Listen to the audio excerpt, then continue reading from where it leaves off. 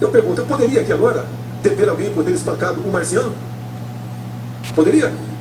Acredito que não.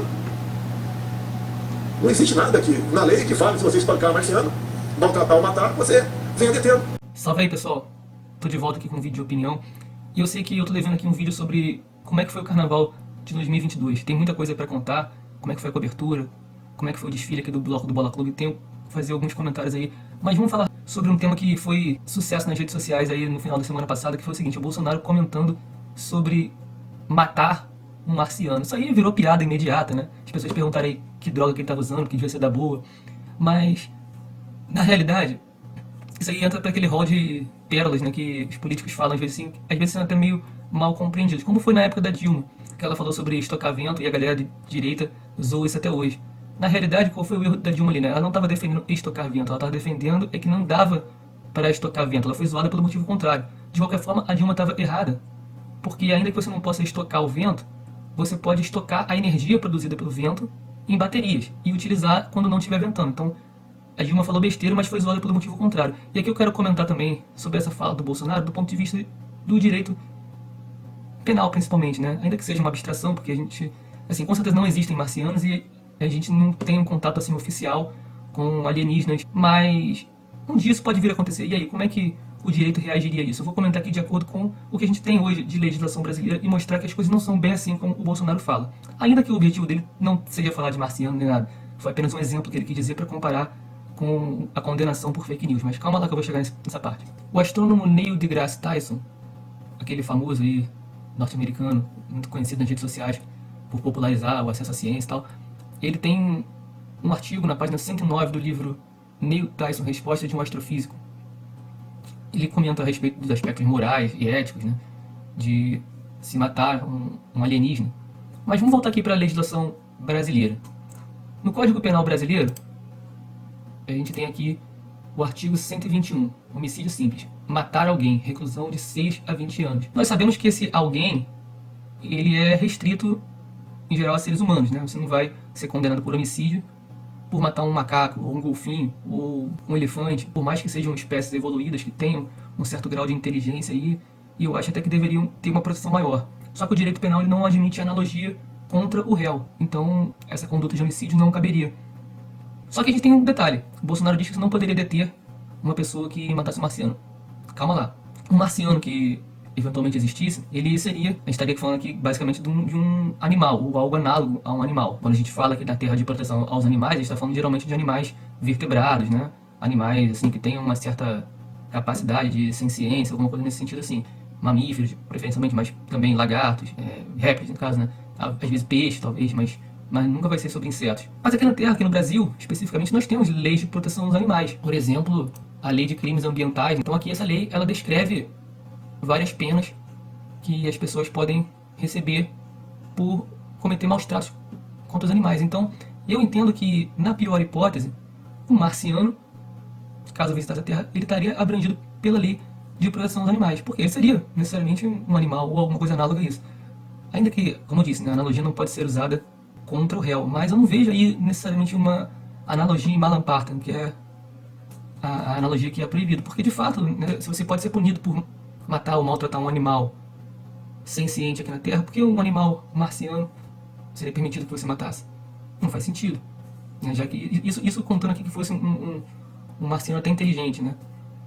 E a gente vai para um outro, pode extrapolar aqui outras situações, por exemplo, né, naquele seriado Stargate, existem humanos que foram levados para outros planetas por alienígenas, né? E eles são seres humanos de verdade, né? Mas não são nascidos na Terra. E se eles viessem aqui para a Terra, se isso existisse na vida real, trouxessem aqui para a Terra e eles fossem mortos, isso não seria de certa forma um homicídio? Ainda que não fossem nascidos no planeta Terra, mas seriam alienígenas de certa forma, mas seriam humanos também, então seria um homicídio. E se fossem alienígenas humanoides, com inteligência, com características próximas do ser humano? Até porque o tipo penal descreve a conduta de matar alguém, não fala que é matar um ser humano. A doutrina universal é que diz que isso não se aplica a animais.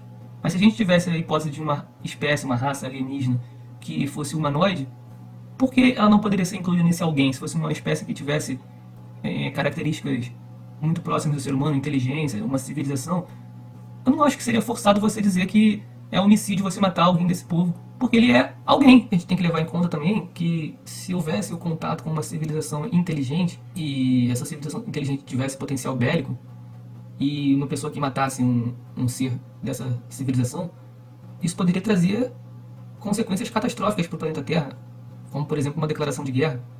E aí, como é que ficaria, né? Então eu acho que poderia até ser considerado uma conduta de repente de traição à pátria, você matar um ser de outro planeta que poderia desencadear uma guerra contra o seu planeta depois. Então eu vejo com muito controverso esse exemplo que o Bolsonaro deu aí sobre matar um marciano. Sinceramente, do ponto de vista jurídico, eu sei que o objetivo dele não era criar uma alta discussão jurídica ali, ele só queria falar especificamente da questão das fake news, mas eu vejo que não é um exemplo assim tão pacífico no direito não, como ele quer fazer parecer. Mas aí a gente precisa lembrar também que na mesma semana saiu essa matéria aqui do Poder 360. Se eleito, Ciro promete liberar arquivos sobre OVNIs no Brasil. Uma chamada completamente sensacionalista, né? Porque parece que ele lançou essa assim como se fosse uma nova jogada dele, um desespero, né? Uma coisa assim que está apelando para todos os lados. E na verdade, isso aí foi tirado de uma pergunta que foi feita no meio de uma entrevista dele no Flow Podcast, né? No meio de várias perguntas, perguntaram para ele lá qual era a opinião dele a respeito dos documentos secretos dos OVNIs no Brasil. E ele disse que não deve ter documentos secretos. Se existe alguma coisa, ele até deixou claro que não acredita muito, que é meio cético em relação a essa questão dos OVNIs e tal, né? Que o OVNI nada mais é como um objeto voador não identificado, não necessariamente seriam alienígenas nem nada, mas que o governo tem que ter transparência, faz parte do princípio da publicidade e tal, e o governo tem que liberar. E ainda deu uma alfinetada no Bolsonaro dizendo que acabar com essa coisa de sigilo de 100 anos e tal, não tem por que ter sigilo, seja nos documentos relativos à pessoa do presidente, seja em documentos militares sobre o OVNIs, né? E eu concordo muito com o Ciro nesse ponto aí. E aí o Meteoro Brasil, que é um canal até que eu sigo, eu gosto, eu sou inscrito no canal dele, costumo gostar muito do trabalho deles, mas eles fizeram aí umas piadinhas completamente idiotas, né, sobre esse caso do Ciro. Pode ter vários argumentos para se criticar sobre o Ciro aí, mas esse caso especificamente dele revelar a questão dos OVNIs, né, ficou uma coisa meio perseguição mesmo, né, tipo, querem ver pelo ovo, querem arrumar motivo para falar mal do Ciro. Chegaram a dizer que ele revelar os documentos dos OVNIs que ele falar a respeito dessa questão, mesmo quando perguntado, quando confrontado, ele tinha que dizer que não, que isso é bobeira, que isso não tem sentido. Claro que não é um assunto sério, faz parte da questão da segurança nacional, independente de você acreditar ou não que os OVNIs sejam discos voadores. Eu acho que esses documentos têm que ser liberados, né? E aí a Ana desse Meteoro Brasil chegou a dizer que isso é dar palco para conspiracionista, que é alimentar a teoria da conspiração. Pera lá, uma coisa, outra coisa, né? Você ser aficionado por ufologia, por discos voadores, não quer dizer que você vai acreditar em terra plana, em cloroquina curando Covid, em nova ordem mundial, essas besteiras aí. São coisas completamente diferentes. Eu sei que a ufologia não é uma ciência, ela é uma paraciência, né? Mas eu vejo que existem algumas pesquisas sobre alguns casos ufológicos muito específicos que eu acho que a galera deveria levar um pouquinho mais a sério. Sei que assim, 99% talvez dos casos ufológicos aí sejam ou puro charlatanismo ou simplesmente foram erros, enganos, má interpretação do fenômeno, né? Ou são causas que nós não conseguimos ainda explicar e talvez no futuro nós consigamos. Mas até para isso é preciso ter estudo, é preciso você tentar levar minimamente a sério quando o caso tem alguma materialidade. E especificamente, cara, agora eu vou dar minha opinião, acho que eu nunca falei sobre isso aqui no canal, mas é uma coisa que eu queria muito que a galera mais cética se debruçasse a respeito, porque eu acho que é um assunto relevante. Especificamente o caso da Operação Prato. Vejam, procurem aqui no YouTube depois, Operação Prato, tem um episódio do Linha Direta muito interessante a respeito. Também tem documentários até estrangeiros, né, falando sobre esse caso. Foi um caso que aconteceu na cidade de Colares e arredores, no Pará, na década de 70, em plena ditadura militar. Então as informações não chegavam nos grandes centros, era uma coisa meio censurada, mas isso chegou a ser noticiado em alguns jornais locais lá do Pará. E como foi uma coisa afastada dos grandes centros, isso não ficou muito conhecido na época, mas foi retratado muitos anos depois, né? Militares da Força Aérea Brasileira chegaram a ter contato com aeronaves, né? Não era um fenômeno, foi claramente descrito nos relatórios da inteligência militar como aeronaves mesmo, que faziam manobras que eram impossíveis de ser praticadas por quaisquer aeronaves com a tecnologia conhecida naquele tempo e ainda hoje. Faziam manobras como se fosse assim, tipo, nenhum avião com a tecnologia terrestre, mesmo hoje, consegue fazer esse tipo de coisa. E assim, os militares, primeiro que praticamente toda a população de Colares viu o fenômeno, presenciou alguma coisa nesse sentido. Teriam sido luzes que vinham pelo céu e acertavam os seios de mulheres, às vezes acertavam homens também. Teve um cara que morreu no meio desse fenômeno. E a cidade começou a ser esvaziada, as pessoas começaram a fugir. Quem não conseguia fugir ficava lá fazendo sentinela, guarda e soltando fogos de artifício para tentar espantar o que eles chamavam de chupa-chupa. A Força Aérea chegou a ser mandada para lá para ter que acalmar a situação do local e trazer um pouco de estabilidade e paz para os moradores, de sensação de alguma segurança, né? E ficaram observando o fenômeno durante meses. Quando parecia que eles estavam prestes a tentar conseguir algum contato com aqueles objetos voadores não identificados, né? Simplesmente a missão foi finalizada misteriosamente.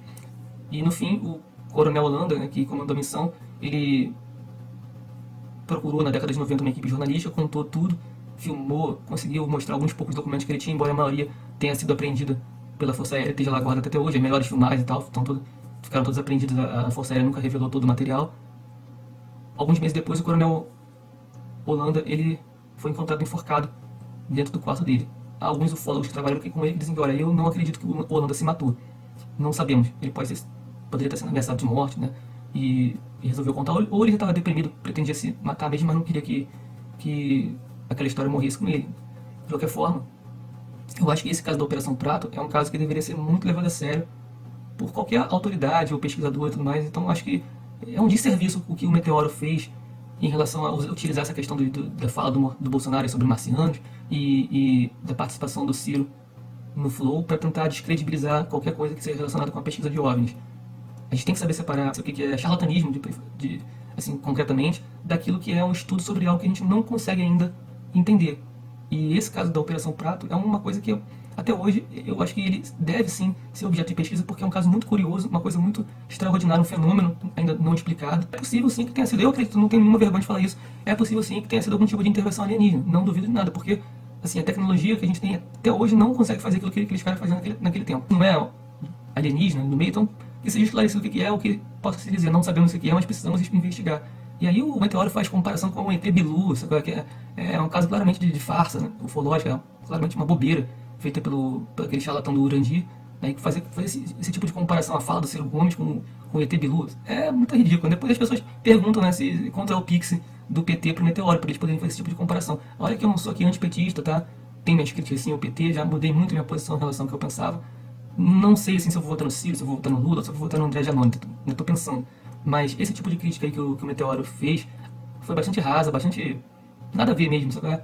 Por mais idiota que o Bolsonaro seja, essa questão que ele trouxe aí sobre matar um marciano, a gente pode sim levar a sério do ponto de vista jurídico, não é algo. Então, a gente vai zoar, a gente vai rir, né? Porque a gente não gosta do Bolsonaro mesmo, né? Ele merece ser zoado de todas as formas, mas a hipótese de se assassinar um alienígena, eu acho que, assim, a título até de abstração, a gente poderia debater a respeito disso sim. Eu acho que é um bom exemplo para as aulas de direito penal, por que não? Né? Na aula de direito penal a gente aprendia sobre o caso do fulaninho que ia para o meio do mato, se vestia de veado e um amigo dele ia lá e atirava nele, sem saber que era ele, achando que era um veado de verdade, para explicar o erro de tipo, né? Por que esse exemplo do alienígena não pode ser utilizado? Eu acho que pode sim, acho que é válido. E é aquilo, cara. Busquem conhecimento, sempre. Eu sou Leandro Rocha, fico por aqui, um abraço. Até a próxima, muito em breve.